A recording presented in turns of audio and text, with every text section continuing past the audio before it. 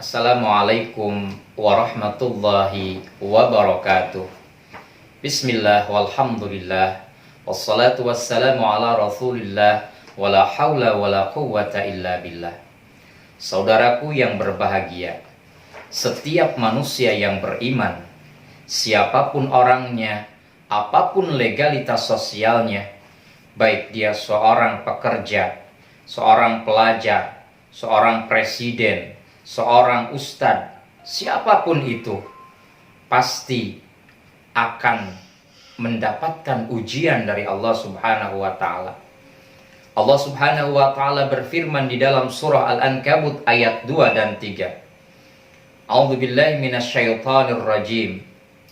Ahasiban nasu ayyutraku ayyaqulu amanna wa hum la yuftanun. Walaqad fatanna alladhina min qablihim falaya'lamanna Allahu alladhina sadaqu walaya'lamanna al-kadhibin. Apakah manusia mengira bahwa mereka akan dibiarkan begitu saja mengatakan amanna, kami beriman, wa hum la yuftanun, sedangkan mereka tidak diuji? Pasti, kata Allah, kami akan uji mereka. Mengapa manusia diuji? Walaqad fatanna alladhina min qablihim falaya'lamanna Allahu alladhina sadaqu walaya'lamanna al-kadhibin. Sungguh kami telah menguji orang-orang yang sebelum kalian supaya kami tahu, kata Allah, mana yang keimanannya betul-betul kepada Allah dan mana yang keimanannya hanya dusta.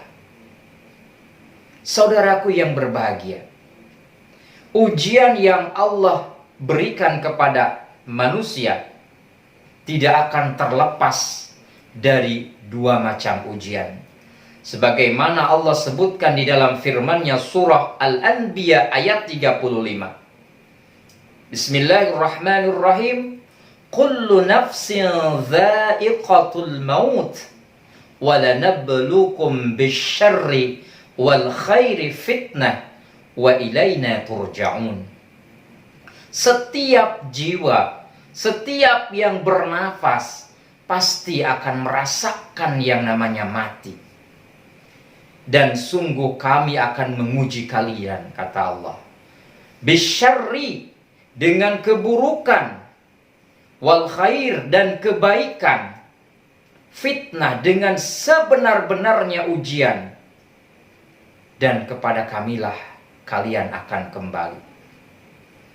Ibnu Abbas mengatakan bahwa kita akan senantiasa diberikan ujian berupa sesuatu yang membuat kita sedih, al-hazan, sesuatu yang membuat kita bimbang, alham. Contohnya, misalkan ditinggal oleh orang yang kita cintai, hilangnya pekerjaan. Kemudian salah satu contoh lagi, alhammu adalah tidak terkejarnya sesuatu yang kita inginkan. Mencari pekerjaan belum ketemu juga, mencari jodoh belum berhasil juga. Ataupun al-gham. Al-gham itu kebimbangan yang diakibatkan dikejar-kejarnya sesuatu yang tidak diinginkan, seperti dikejar-kejar hutang atau dikejar-kejar debt collector. Saudaraku yang berbahagia,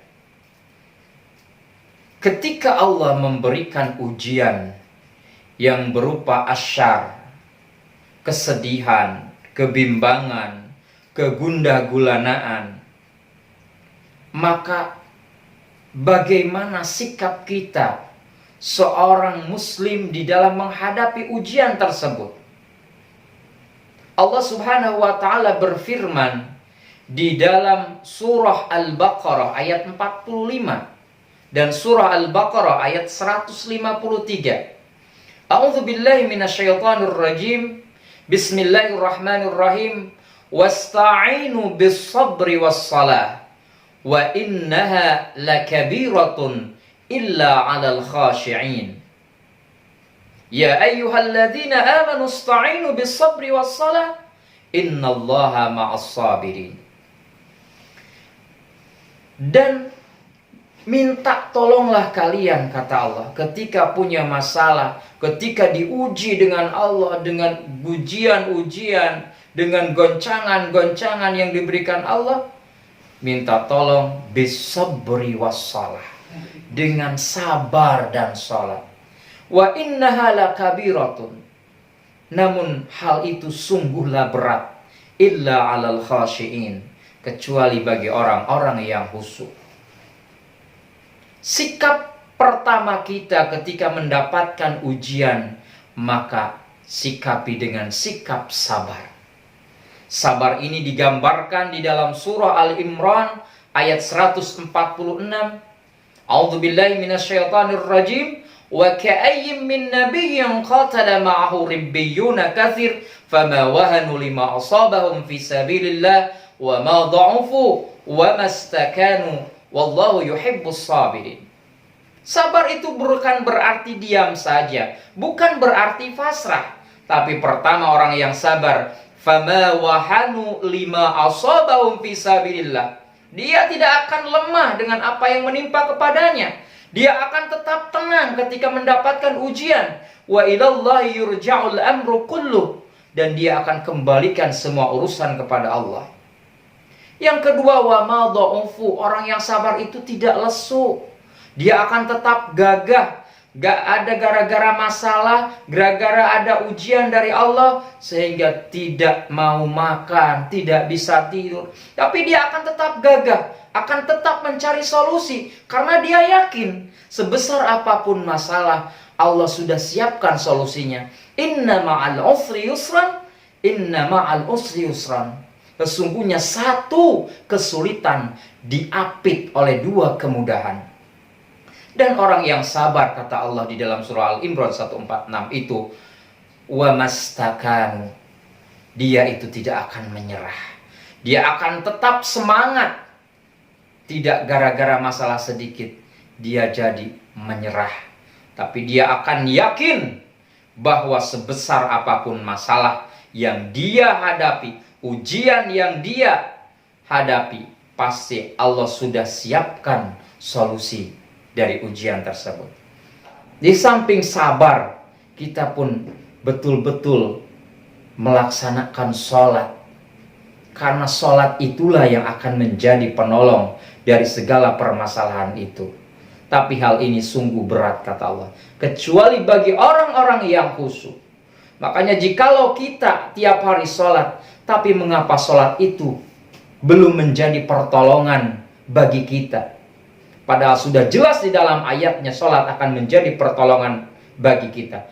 Maka kata Ibnu Qayyim Az-Zawji, perlu dipertanyakan sholatnya. Apakah zikrul lisannya sudah benar sesuai dengan tuntunan Rasulullah? Apakah zikrul arkannya, gerakannya sudah benar?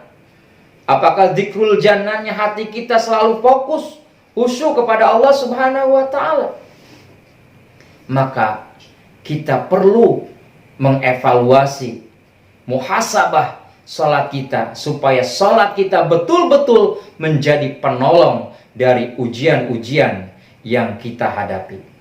Saudaraku yang berbahagia, tapi bagaimanapun kita tidak akan bisa sabar kecuali Allah yang akan memberikan kesabaran kepada kita. Sebagaimana Allah berfirman di dalam surah An-Nahl ayat 127, wasbir, bersabarlah kalian, wa ma sabruka illa billah, tapi kalian tidak akan bisa sabar kecuali Allah yang akan memberikan kesabaran kepada kita semua. Makanya kita berdoa di setiap sholat sebagaimana yang Allah ajarkan di dalam surah Al-Baqarah ayat 250. Rabbana afrig alaina sabra wa thabbit aqdamana wansurna 'alal qaumil kafirin. Ya Allah, berikanlah kepada kami kesabaran. Wasabbit aqdamana, teguhkanlah pendirian kami. wansurna 'alal qaumil kafirin. Dan tolonglah kami di dalam menghadapi orang-orang kafir.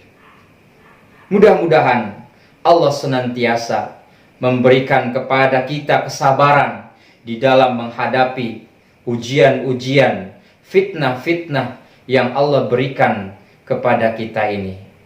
Terima kasih atas segala perhatiannya. Mohon maaf atas segala kekurangannya.